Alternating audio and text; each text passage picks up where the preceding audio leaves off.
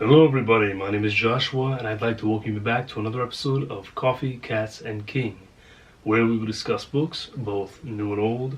I will share with you pictures of my cats, will make you wish they were your cats, and I will drink enough coffee for me and everybody watching. Excuse my voice if it is somehow more annoying than usual. I'm still getting over being sick, hence the reason I have my massive coffee mug.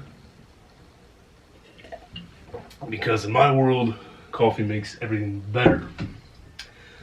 I'm going to start this video off with some cat footage because you people have been far too long without it. So, let's roll the cats.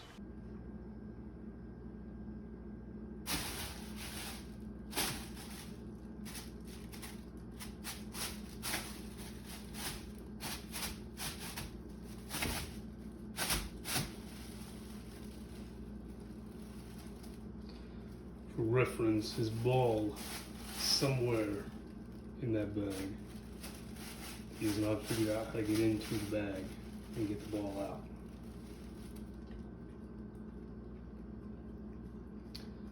This has been going on for about 10 minutes now.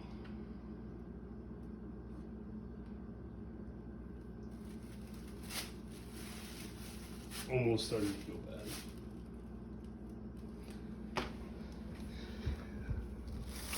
Let me help you. Oh, take that ball. Now I end up bringing it right back to the bag.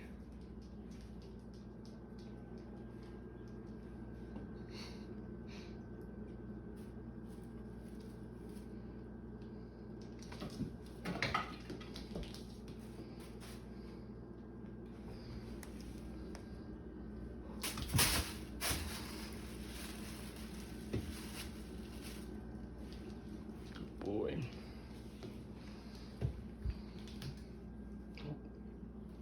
Better go get it. All right. Aww. Aww. Okay, so this video is my April wrap-up and March TBR. I feel like I just did this for April, but this was not a very good reading month for me. I don't know if there was just a lot going on or what, but it wasn't a good month for me personally.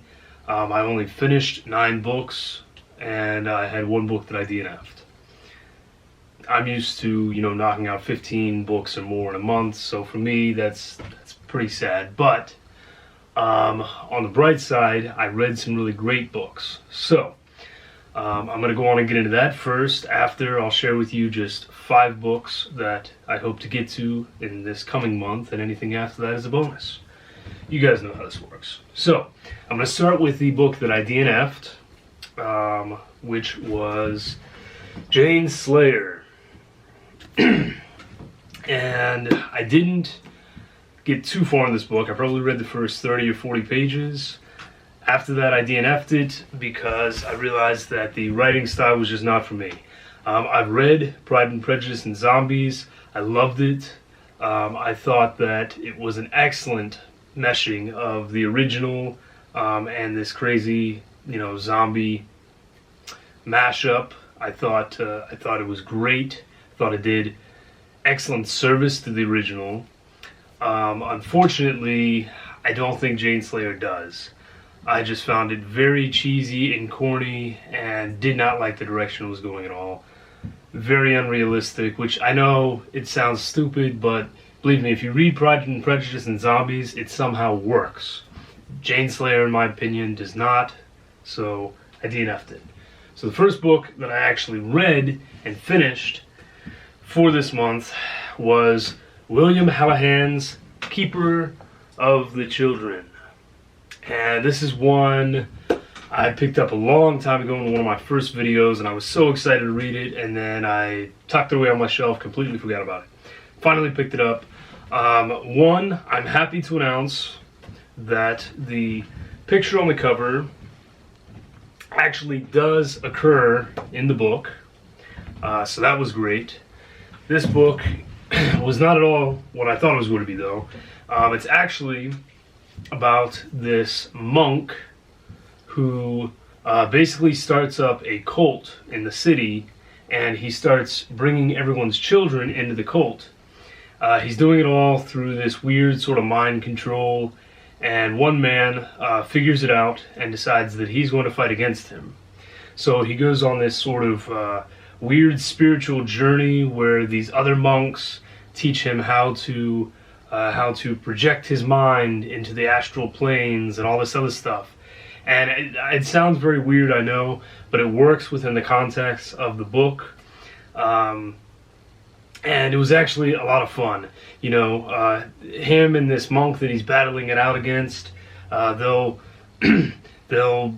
put their spirits into the bodies of these these marionette puppets that his daughter owns, and they're battling it out and fighting and stuff, and that's where the teddy bear on the front comes into play.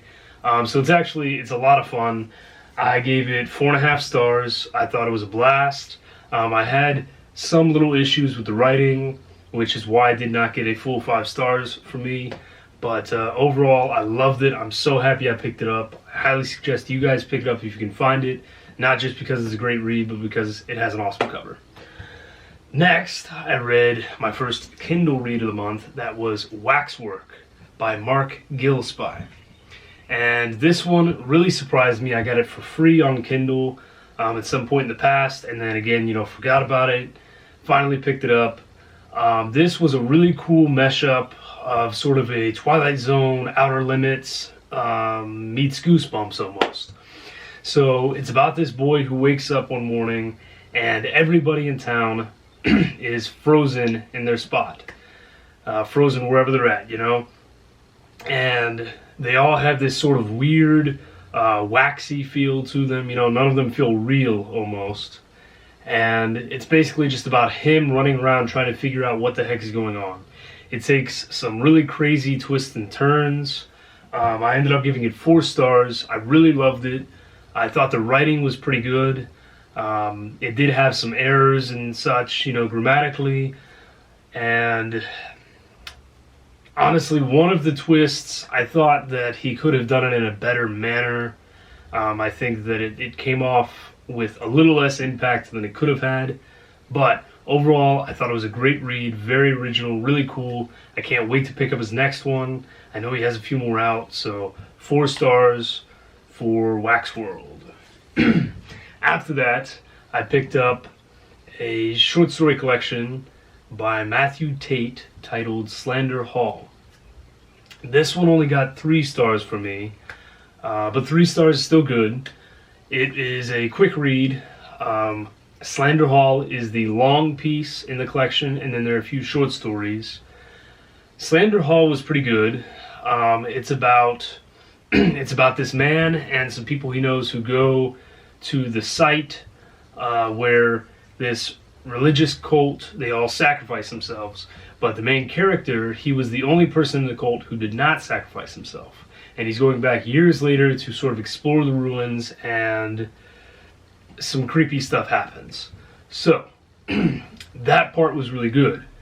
The short stories after it, I felt like they progressively got a little less interesting, and I thought that the editing on them was just worse and worse as it went. But I gave it 3 stars overall. I still enjoyed it. It's quick and it's cheap, so if you just want something to get you by, pick it up. Okay, after that, I read one that I was really excited about when I picked it up. That was David Kaunau's Bang Your Head, The Rise and Fall of Heavy Metal. And I thought I was going to get a history of heavy metal, which I did a little bit, just very slightly. What it actually kind of felt like was that David grew up within that time period, when metal really started becoming metal. And so it was more just a bioptic on the bands that he liked, the bands he didn't like, and his opinions. So it was disappointing that it was not a history of heavy metal whatsoever. It is not what it was billed as. That said, there were some interesting anecdotes, some neat stories, but there was also a lot of superfluous information that just didn't need to be there at all. So it was rather disappointing. If you are a metal fan like me, then you'll probably gain, some entertainment out of it, but not a whole lot. I give it 3 stars. It was okay. I'm not, itching to grab something else by him, though. After Bang Your Head, I picked up All Right, Everybody Off the Planet by Bob Ottom. And this was one I showed off in that massive science fiction haul. And I got a good laugh just out of the cover, and it's described as the lustiest science fiction novel of the year. So I knew it was going to be terrible, but I had to pick it up. And to my surprise, it was actually a blast to read, and pretty well written. I'll say, it's titled as the lustiest science fiction novel of the year. And the back says, Future Sex. What happens when an extraterrestrial made of plastic and passion meets a lusty, liberated earthling made of flesh and blood? So, makes it sound like this is going to be like a bad science fiction porno of some kind. What's interesting about it is there is no actual sex in this book. They talk about sex, and they make a lot of sexual innuendos, but there is nothing graphic, really. It would not get a rating anything beyond PG-13 whatsoever. What it is about an alien who is sent down in a fake human body to become a reporter for Time magazine so that he can break the news story that aliens are coming. His aliens. His people. So, aside from the awful cover and the blurb and everything else that have nothing to do with the actual book, it was actually quite fun. Obviously, it's very humorous, and surprisingly, despite being an old book, I think this one came out in the 70s, the humor still makes complete sense. Most of the things talked about still somehow are relevant now, so that was really cool. And I think that's a sign of good writing, honestly. And apparently, there is an edition that has a cover that's even worse than the one I have, so I kind of want to pick it up. So, yes, 4 stars for All Right, Everybody Off the Planet. That one surprised me. What also surprised me was The Scarlet Letter by Nathaniel Hawthorne. What surprised me about it is that while the main story is excellent, I did not enjoy it as much as I thought I would. This is because Nathaniel Hawthorne, I think, may have mastered the art of doing everything but getting to the point. And you can't blame it on, old styles of writing or anything like that, because there are plenty of classics that do not do that. Nathaniel Hawthorne, however, is the only man I know that can spend 8 pages in order to basically say something that could be said as one line. Everybody was mad at Hester. Just say, everybody was mad at Hester, and then continue on with the story. Don't spend 8 pages describing this over and over and saying the same thing over and over. It definitely came down on the list a little for me there. That said, though, the overall story was a lot of fun. I enjoyed it very much. I kind of knew the story of the Scarlet Letter, but not exactly, so I'm really glad that I read it. Probably won't read it again for a long time, though. It got 3.5 stars from me at the end of the day. After that, I read a rather lengthy short story collection on my Kindle. This was Michael Bray's At the Edge of Night. And I gave it 3 stars. This thing is just about 800 pages or so it ate up a lot of my time. But there were a lot of stories on there I didn't care for. There were a couple that were pretty good, a few that were, enjoyable enough.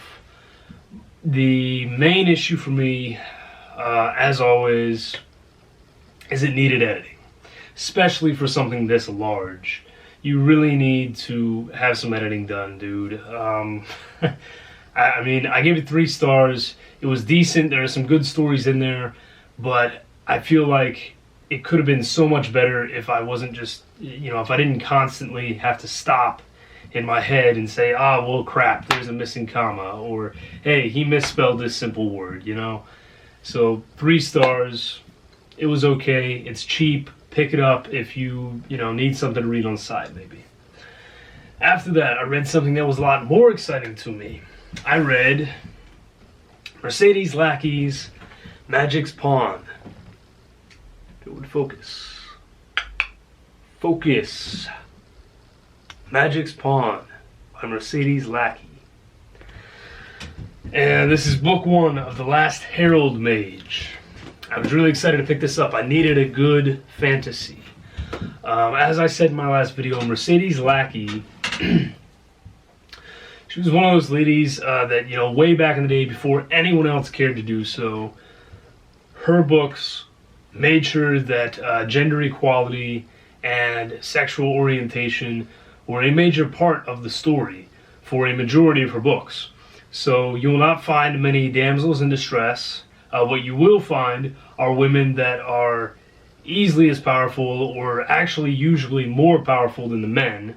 What you will find are main characters, such as the main character in this series, Vaniel. Vaniel is homosexual, which he does not realize at first. So this story also talks about, his coming to understand, because in his family and in his world, that sort of thing doesn't even exist. So that's just a really cool aspect of the story, because Mercedes Lackey, for years and years and years and years, well before anyone else, has always been a major advocate for gender equality and sexual orientation equality. So, that said, the story itself is really cool. Mercedes Lackey writes fantasy in a way that many people do not. Your typical fantasy, you have this guy that, he's either completely awesome from the start, and he can kill off anyone else with a sword, or he becomes, this powerhouse sword slinger guy. Vaniel does not. Vaniel is a whiny brat. Vaniel spends a lot of the story, crying and upset, and other people taking care of him because he just can't defend himself. The story actually starts with him having his arm broken by the man who's supposed to be training him with swords, simply because he does not have any sort of fighting prowess whatsoever. So, I love the way that Mercedes Lackey sets this story up. I love everything that she manages to pack into 350 pages, and I can't wait to pick up the next one. It's an awesome fantasy read, very unlike anything else you'll read, I promise.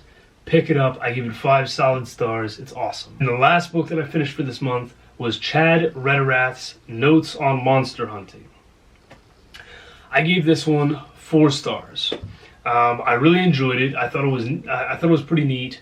The writing style is much more laid back in a way.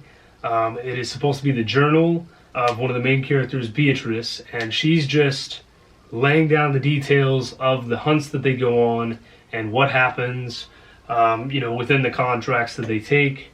The ending really threw me for a loop. I didn't expect it at all. I was really ticked off at first.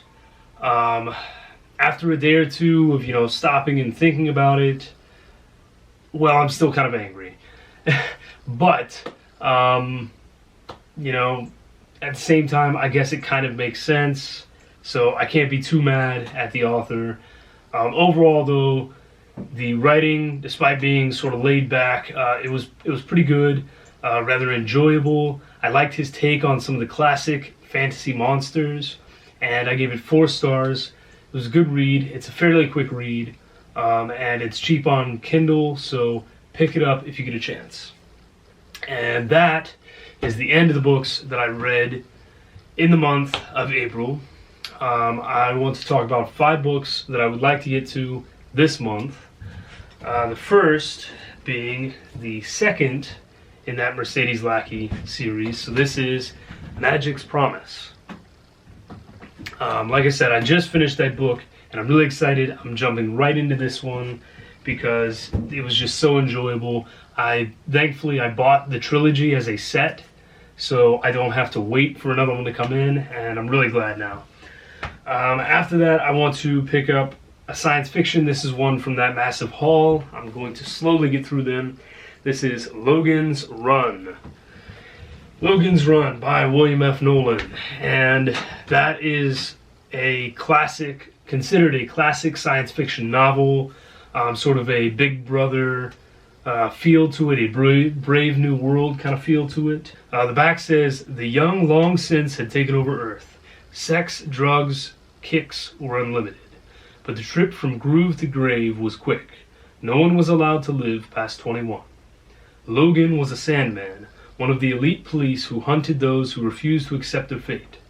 Then Logan turned 21, and suddenly he was desperately searching, running, in a world of cities beneath the sea, frozen Arctic prison colonies, great hollowed-out mountains, abandoned cities, through a labyrinth of terror that lay between him and safety, between him and ultimate triumph. So, I've heard a lot about this book through the years. I'm excited to pick it up. Really glad I got it in that collection. Next up, I'm going to read a fantasy that I got in one of my other book hauls a long time ago. This is Lynn Bierstadt's Sleep. I love the cover. I have been told by a couple people that this is actually a pretty terrible book, but I'm going to read it and judge it for myself. I really hope it doesn't let me down, though. I would also like to pick up this nonfiction that I talked about recently, that is Anna Journey's An Arrangement of Skin. As I said, Anna Journey is primarily a poet, but this is a collection of her essays about taxidermy, tattoos, and all sorts of other things. So, I'm excited to pick it up, and we'll see how it goes. And then the last book that I know I want to get to this month is another one from a video, one of my first videos, in fact. And this is Sophie Cameron's Out of the Blue. This is, I don't know if it's a science fiction or fantasy, honestly. Probably fantasy more, but this is about these winged beings who look like angels but are not angels. They start falling from the sky dead, and this young girl, her father is a researcher. He starts doing research into it, trying to figure out what's going on. Everyone wants to try and get a live specimen, and one day a live specimen falls at her feet, and it is up to her to decide whether she's going to take it to her father or try and save its life. So, those are the 5 that I really want to get to this month. Anything after that is a bonus. I don't know how the month is going to go, so I don't know. We'll see. But there you go, guys. We just recently hit 250 subscribers, and actually, I believe we're at 270 now. So that escalated very quickly. I feel like I'm going to hit 300 before I even realize it, so that's really exciting. I know I just did a giveaway at 250, but I'm going to try and get back on track. So at 300, I'm going to go on and do another one. And I don't know, maybe I'll just do one every 50 subscribers, because I really enjoy doing those things. I know you guys enjoy being part of them. So as always, guys, thank you for joining me. Have a wonderful day. Stay safe. I'll have some awesome videos coming up for you, and I'll be back on track soon. Cheers.